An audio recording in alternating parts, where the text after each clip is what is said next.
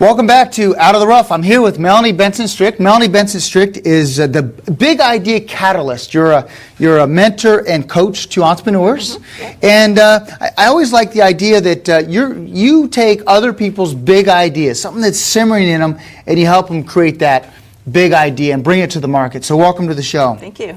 Now, before we start, I heard a rumor that you're going to be in Australia for 1 month. Yep. Well, how do you do that and run a business? And I think that's the way you live your life. You're a real proud lifestyle enthusiast, right? And I think entrepreneurs need to be that way. Yeah, and I think that's something that a lot of people aspire to, is like, how do you leave your business and still make money? How do you keep it going? And for me, the ability to have a business that I can run no matter where I'm at in the world, and knowing that I have the resources, the support, and the systems in place to do that is key. Because I spent 3 weeks in Europe a few years ago. Wow. I like to go to Hawaii a lot. I like to be able to do that. And while I'm there, I do like to experience the local culture for fun. But hey, I'm going to have a retreat while I'm over there. So now it's a write-off, right? Yes. And I've known you for almost 10 years as you've been a consultant. What would you say some of the keys are to long-term success for entrepreneurs? Well, I think there's two types of entrepreneurs. There's entrepreneurs that get into business because they have a passion, and the entrepreneurs that start a business because they have a financial gain. And both of them need to be present. But what happens a lot of times for people who are passionate is they don't really think about, how is this going to be viable over the long term, right? Right. So, hey, when I am working So it's a hobby. Exactly. And that's nothing wrong with having a hobby, but I think if you're going to have a business that is going to last a long time, and you want to maximize your resources, you want to be able to use a good return on investment for everything you do in the business, you've got to think not just how am I going to make money today, tomorrow, and this month, but how is this business going to generate income, and how am I going to keep it growing over the long term, which requires different decision making, different strategies, and a different thought process than most people start a business with. Yeah, certainly. So you either get into it because you need to make some money, or you get into it as a hobby, but really have that clear focus.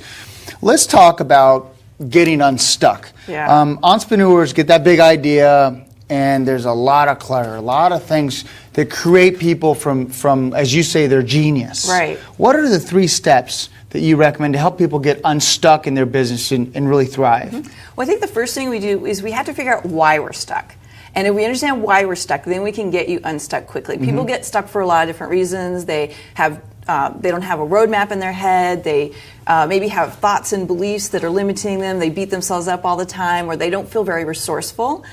So I look at 3 core things. 1, you got to get clear. You have to figure out, what is it that I'm going to do in what order in order to make this big idea happen. And that's the clarity of why. That's the clarity of a roadmap. Of a roadmap, yes. okay, perfect. Actually, that's a perfect segue to number 2, which is why. Why is this important to you? I think, and this is something that I feel really strongly about, most of us, when we hit road bumps and we get stuck, it's because we've forgotten our why. Why did we want to do this? What were we passionate about? What's the impact we wanted to have? What are the drivers of our success? Financial impact, making a difference, something that's a creative expression, as you and I both know, that's really important.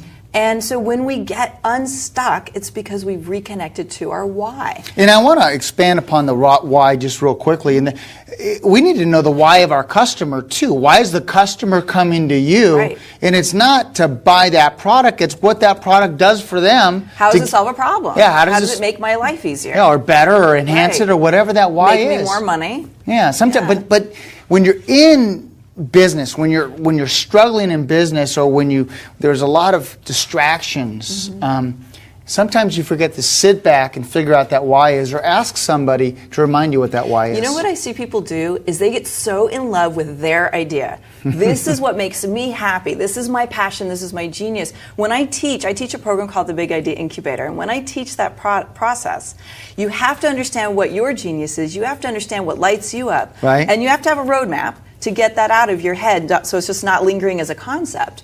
But then you actually have to next understand, what is it as it relates to the customer. I love the way you said that. How is it going to solve their problem or make them happier or get them what they want? And then we develop it in a way that's so juicy, so tantalizing, so magnetic. Right.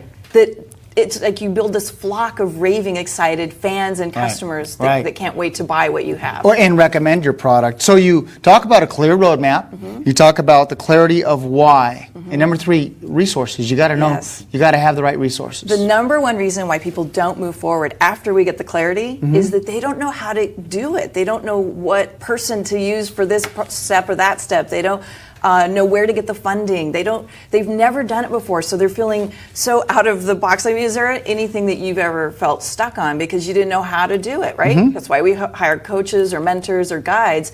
And I find that it is probably the easiest thing to do when we switch the way we think about it. Instead of saying, I can't do it, I don't know how to do it, we think, what would have to happen in order to have the resources? What would I have to have in clarity? So asking ourselves better questions is probably one of the greatest tips to getting your idea out of your head, out there in the world, making money and making impact. It's finding the right resources, and I love the way you say that. You could be a genius, but not be able to deliver a product because you can't work through what you need to work through. I think you really need to know you don't know. Right. If you know you don't know, you're okay. Yeah. And know to ask people for resources. And ego plays a big part in this, right? Like how many of us say, okay, I can figure it out on my own, and then we're derailed because we can't figure it out on our own, or it takes us 3 to 10 times as long. And by the way, I think 2 of the most important resources that people don't often realize they do need is they need guidance to make it less mysterious and you get there faster,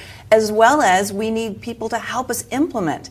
I'm not a great implementer, right? Like, even though I spent 10 years at Motorola, being in charge of implementation, that is my least favorite thing to do. It burns me out. You paperwork, right? So why would we do the things that burn us out? We get the people to help bring us up, get us more energy, get more enthusiasm, more trajectory. We get there faster. And there's more people that will execute that better than us. We're going to jump to a quick break, but when we come back, I want to talk with Melanie on her upcoming book, The New Rules of Success. And Melanie's going to give some great ideas on how to get your business out of the rough.